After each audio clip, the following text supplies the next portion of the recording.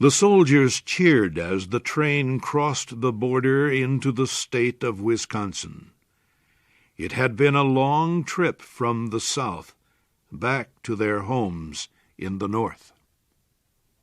One of the men had a large red scar across his forehead. Another had an injured leg that made it painful for him to walk. The third had unnaturally large and bright eyes, because he had been sick with malaria. The 3 soldiers spread their blankets on the train seats and tried to sleep. It was a cold evening, even though it was summertime. Private Smith, the soldier with the fever, shivered in the night air. His joy in coming home was mixed with fear and worry. He knew he was sick and weak. How could he take care of his family?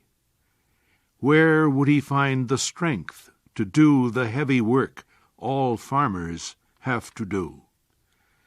He had given 3 years of his life to his country, and now he had very little money and strength left for his family. Morning came slowly with a pale yellow light. The train was slowing down as it came into the town of La Crosse, where the 3 soldiers would get off the train. The station was empty because it was Sunday. "I'll get home in time for dinner," Smith thought. "She usually has dinner about 1 o'clock on Sunday afternoon." And he smiled. Smith and the other 2 soldiers jumped off the train together. "Well, boys," Smith began, "here's where we say goodbye. We've marched together for many miles. Now, I suppose, we are done." The 3 men found it hard to look at each other. "We ought to go home with you," one of the soldiers said to Smith. "You'll never be able to walk all those miles with that heavy pack on your back." "Oh, I'm all right," Smith said, putting on his army cap. "Every step takes me closer to home." They all shook hands. "Goodbye. Good luck. Same to you. Goodbye." Smith turned and walked away quickly. After a few minutes he turned again and waved his cap. His 2 friends did the same. Then they marched away with their long, steady soldier's step. Smith walked for a while, thinking of his friends. He remembered the many days they had been together during the war. He thought of his friend Billy Tripp, too. Poor Billy. A bullet came out of the sky one day and tore a great hole in Billy's chest. Smith knew he would have to tell the sad story to Billy's mother and young wife.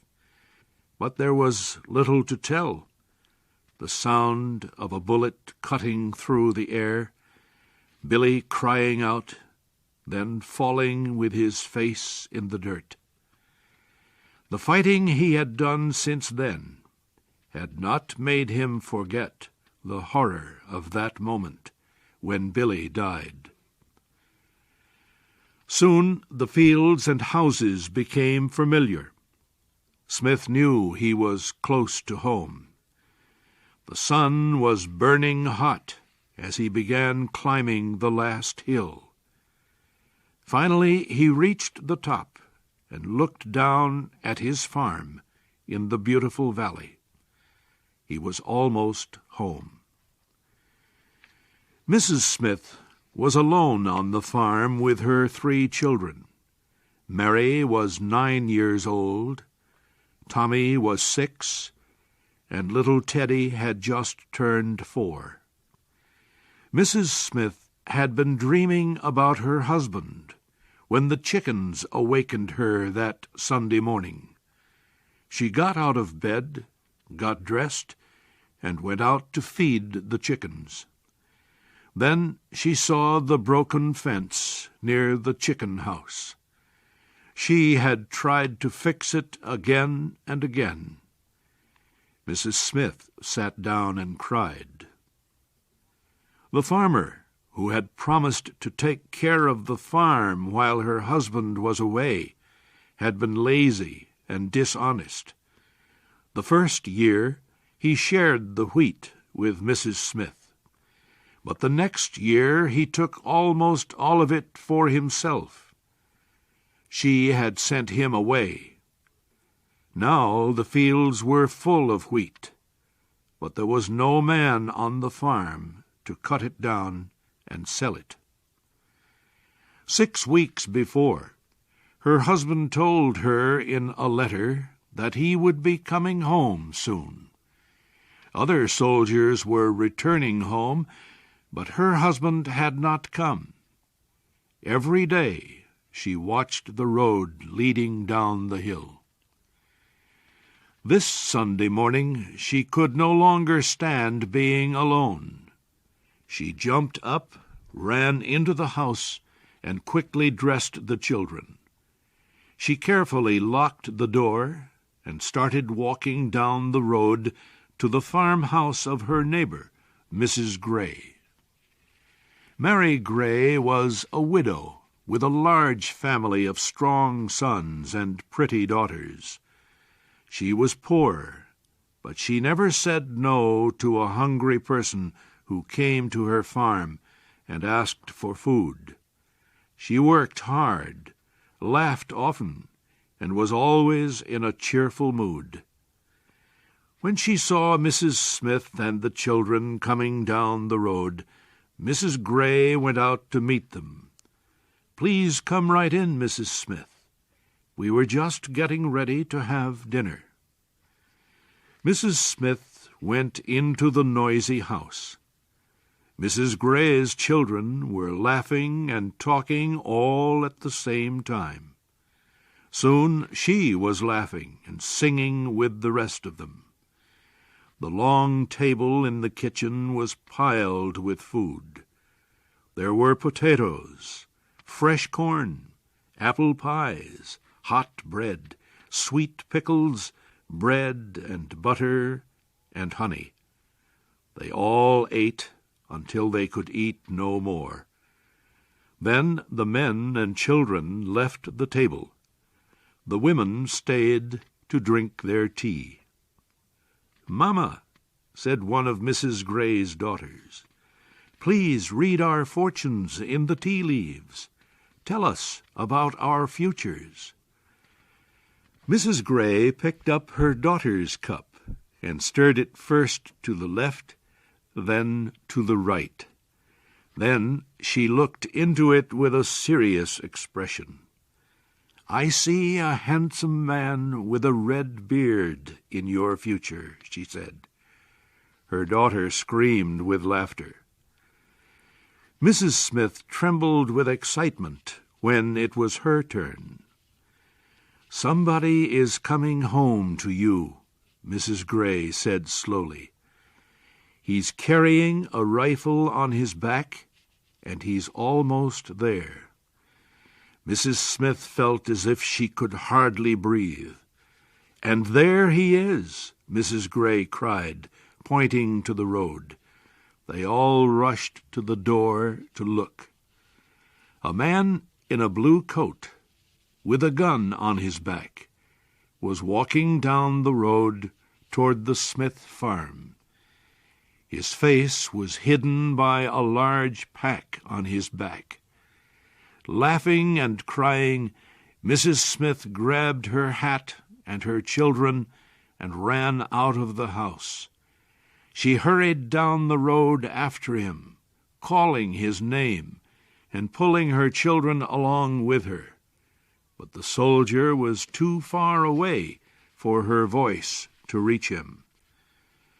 When she got back to their farm, she saw the man standing by the fence. He was looking at the little house and the field of yellow wheat. The sun was almost touching the hills in the west. The cow bells rang softly as the animals moved toward the barn. How peaceful it all is, Private Smith thought. How far away from the battles, the hospitals, the wounded and the dead. My little farm in Wisconsin. How could I have left it for those years of killing and suffering? Trembling and weak with emotion, Mrs. Smith hurried up to her husband. Her feet made no sound on the grass, but he turned suddenly to face her. For the rest of his life, he would never forget her face at that moment. "Emma," he cried. The children stood back, watching their mother kissing this strange man. He saw them, and kneeling down, he pulled from his pack 3 huge red apples. In a moment, all 3 children were in their father's arms. Together, the family entered the little, unpainted farmhouse. Later that evening, after supper, Smith and his wife went outside. The moon was bright above the eastern hills. Sweet, peaceful stars filled the sky as the night birds sang softly and tiny insects buzzed in the soft air. His farm needed work. His children needed clothing. He was no longer young and strong, but he began to plan for next year. With the same courage he had faced the war, Private Smith faced his difficult future.